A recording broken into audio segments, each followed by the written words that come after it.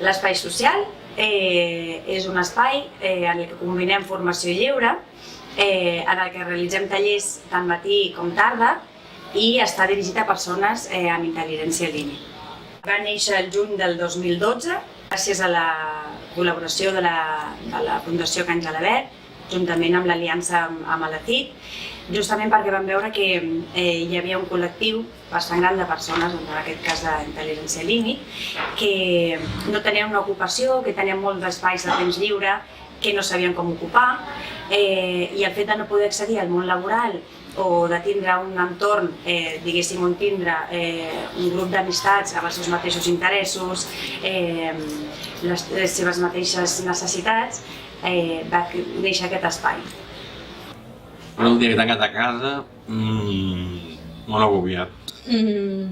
Nada que hacer y para quedarme en casa sin hacer nada, vine aquí. No estava amb ningú, sempre estava sol. Després vaig començar a conèixer amics d'aquí del club. A l'espai social acudeixen persones amb intel·ligència límit, el coeficient del qual està just per sota del que l'OMS considera la normalitat. Està entre el 70 i el 85%. Antes de venir no hacía nada, me aburría mucho en casa. Y ahora me he cambiado mucho. Ahora no soy la niña esa tímida, ahora soy más... Ahora aquí en el club social me han vuelto más fuerte.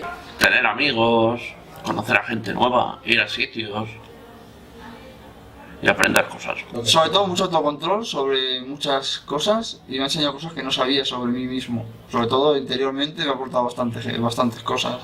Y bueno, también he conocido gente nueva que pensaba que no conocería.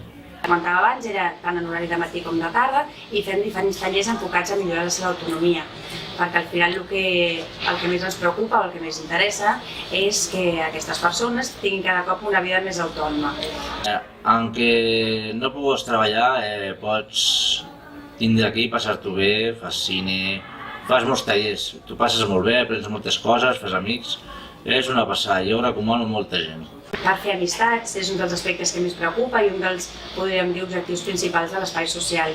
No haver trobat un entorn amb qui socialitzar, on fer amistats, on fins i tot trobar parella, i l'espai social ofereix aquesta zona i aquest confort, aquesta seguretat, on es senten part integral d'un grup, i això fa que ells tinguin més autoestima, més autonomia i més autoconfiança al cap i a la fi.